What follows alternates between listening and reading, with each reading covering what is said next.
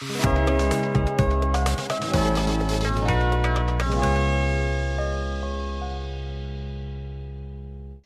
guys, welcome back to Solve Coding Classes, and today we are going to discuss about the topic of variables in C programming language. So guys, before we get started, if you are new here, so don't forget to subscribe and hit the bell icon to stay updated with our latest tutorials. So guys, आज हम clear करने वाले हैं topics जो हमारे हैं वो है सबसे पहले व्हाट इज वेरिएबल एंड उसका इनिशियलाइजेशन, ओके, एंड उसको लिखने के रूल्स, वेरिएबल्स को डिफाइन करने के, एंड हमारे टाइप्स ऑफ वेरिएबल्स। तो चलिए शुरू करते हैं। तो गाइस सबसे पहले हम बात करते हैं कि वेरिएबल क्या होता है। तो वेरिएबल एक ऐसा नेम है, ठीक है, या आप बोल सकते हैं मेमोरी लोकेशन है जो कि किसी डेटा को स्टोर करती है। अब मुझे दो नंबर्स का ऐड करना है तो मुझे वो दो नंबर पहले स्टोर करने होंगे कहीं पर, ठीक है, और वो स्टोर कहाँ होते हैं? हमारे मेमोरी में। ओके, हमारी जो प्राइमरी मेमोरी होती है वहां पर वो चीजें स्टोर हो जाती हैं ताकि हम उनको जब हम प्रोग्राम रन हो तो उस टाइम पर वो वैल्यूज वहां से एक्सेस हो सकें। ओके, लेट्स सपोज ये आपका एक मेमोरी ब्लॉक है इस तरीके से, ठीक। आपने एक वेरिएबल यहाँ पर लिया ए, ओके, एंड इसको वैल्यू दिया आपने 10। अब क्या होगा जब आप इस कोड को कंपाइल करेंगे तो आप इस जो ए को एक मेमोरी लोकेशन यहाँ पर मिल जाएगी। लेट्स सपोज क्या ए आपका यहाँ पर है, ये आपकी मेमोरी थी। ओके, इस मेमोरी को क्या नेम मिलेगा? ए, एंड इसके अंदर कौन सी वैल्यू होगी? वैल्यू होगी 10, ठीक है।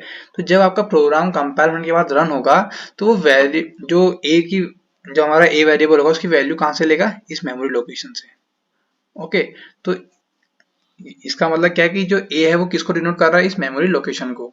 तो ठीक है, तो आप ए जो वेरिएबल है उसकी मल्टीपल डेफिनेशन हैं, जैसे आप बोल सकते हैं variable is a container that store some value, और आप ये कह सकते हैं कि एक कोई कंटेनर है, ठीक है। वेरिएबल क्या है? कंटेनर है जो वैल्यू को स्टोर करता है। ओके, और आप बोल सकते हैं कि वेरिएबल एक नेम है।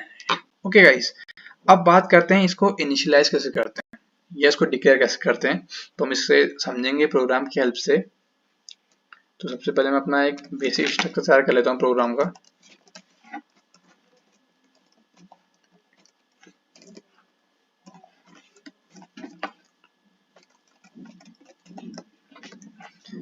ओके, अब क्या होता है देखिए, सबसे पहले हमारा का जो स्ट्रक्चर होता है उसमें सबसे पहले आता है, मैं कमांड में लिखूंगा डेटा टाइप। डेटा टाइप ये बताता है कि जो हमारा वेरिएबल है वो किस टाइप के डेटा को स्टोर करेगा, यानी कि इंटीजर स्टोर करेगा या फ्लोट करेगा या आपका कोई कैरेक्टर स्टोर करेगा। ओके, डेटा टाइप्स के बारे में हम पूरा एक वीडियो लेके आएंगे बाद में भी। देन उसके बाद डेटा टाइप के बाद वेरिएबल का नेम।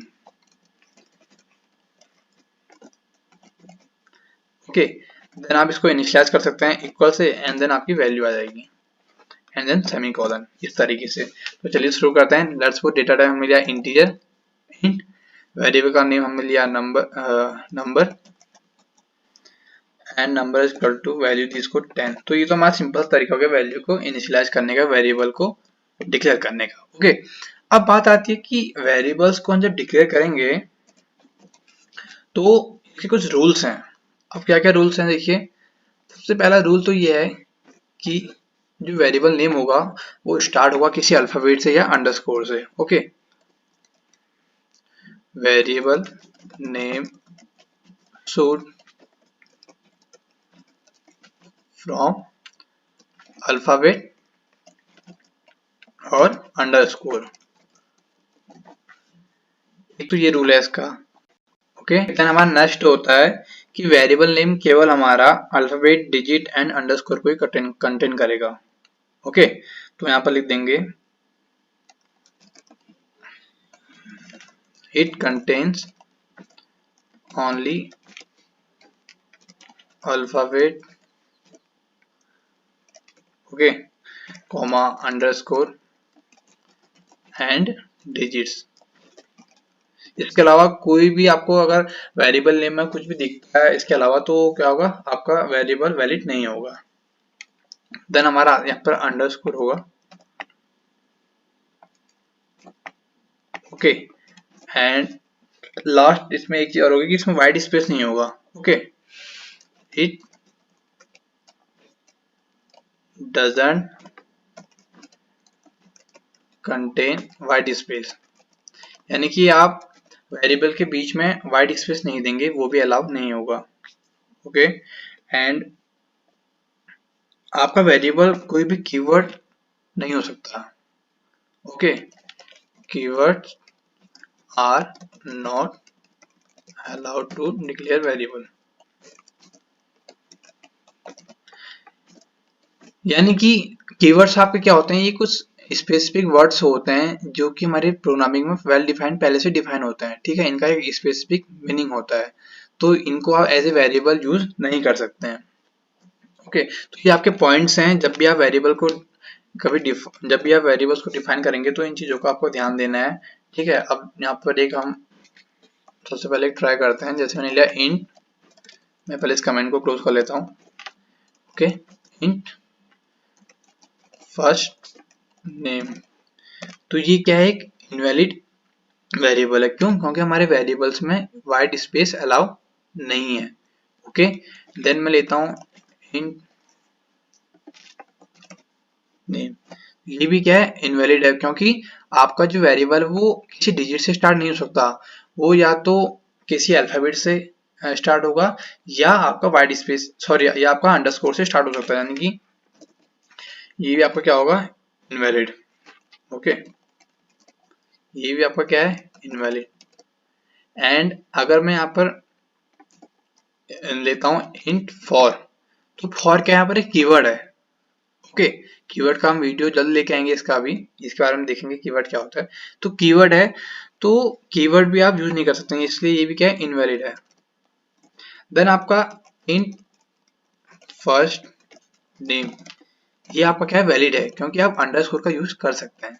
ओके, आपका इंट नेम 21, ये भी क्या है, वैलिड है, क्योंकि आप नंबर का यूज कर सकते हैं, बीच में करो या आप लास्ट में करो, बट स्टार्टिंग में नहीं कर सकते। ओके, तो इस तरीके से आपके वेरिएबल्स यहाँ पर डिक्लेयर होते हैं, और आपके वैलिड एंड कुछ नॉन वैलिड यहाँ पर मैंने आपको वेरिएबल लिख के दिखाए हैं। ओके गाइस, अब बात आती है टाइप्स ऑफ वेरिएबल्स की।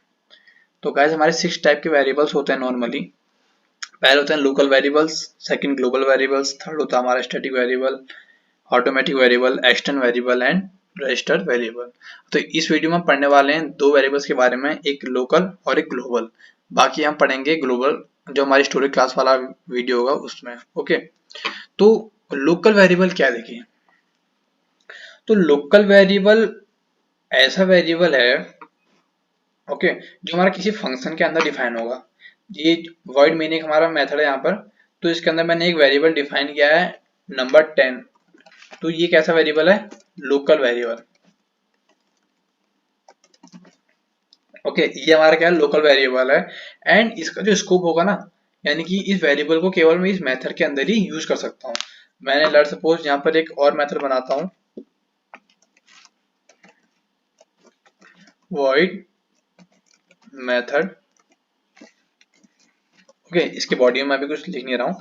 तो ये क्या होगा हमारा यहाँ पर, इसके अंदर मैं अगर इस नंबर को यूज करना चाहूँ तो मैं यहाँ पर नहीं कर सकता हूँ, क्योंकि ये लोकल वेरिएबल है। ओके, एंड अगर मुझे इस नंबर 10 को दोनों में यूज करना होता तो मैं क्या करता, इसे ग्लोबली डिक्लेयर करता।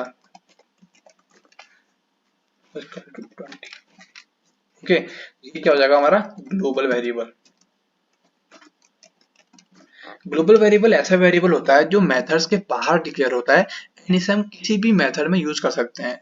Okay, second thing, local variable and global variable दोनों की डिफॉल्ट वैल्यू 0 होती है। अगर आप इनको कोई वैल्यू प्रोवाइड नहीं करते हैं तो आप ये ऑटोमेटिकली 0 असाइन हो जाएंगी। ओके, एंड जो आपका ग्लोबल वेरिएबल होता है, इसकी एग्जिस्टेंस, ठीक है, तो इसकी एग्जिस्टेंस जब तक आपका प्रोग्राम पूरा चल रहा है तब तक रहती है, जबकि आपका जो लोकल वेरिएबल है उसकी एग्जिस्टेंस केवल जब तक ये फंक्शन चल रहा है, ये मेथड चलेगा तब तक ही रहेगी। जैसे आपका कंट्रोलर मेथड से बाहर आ जाएगा तो इसकी एग्जिस्टेंस खत्म हो जाती है।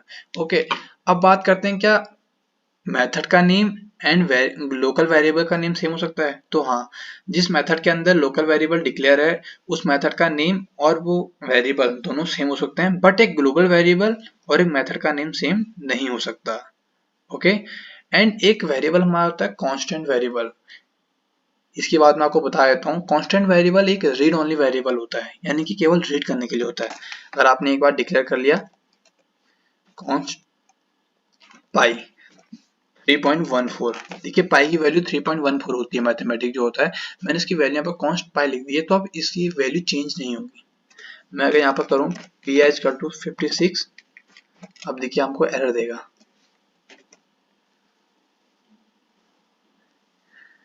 देखिए एरर क्या है, assignment of read only variable P I, कि आप इसको रीअसाइन नहीं कर सकते हैं।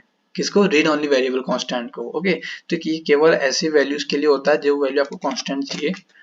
ओके गाइस, एंड इसकी एग्जिस्टेंस डिपेंड करती है कि आपने लोकली डिक्लेयर किया या ग्लोबली डिक्लेयर किया है। ओके, सो आई होप आपको वीडियो अच्छा लगा होगा। जल्द मिलते हैं ऐसी वीडियो के साथ। Thank you.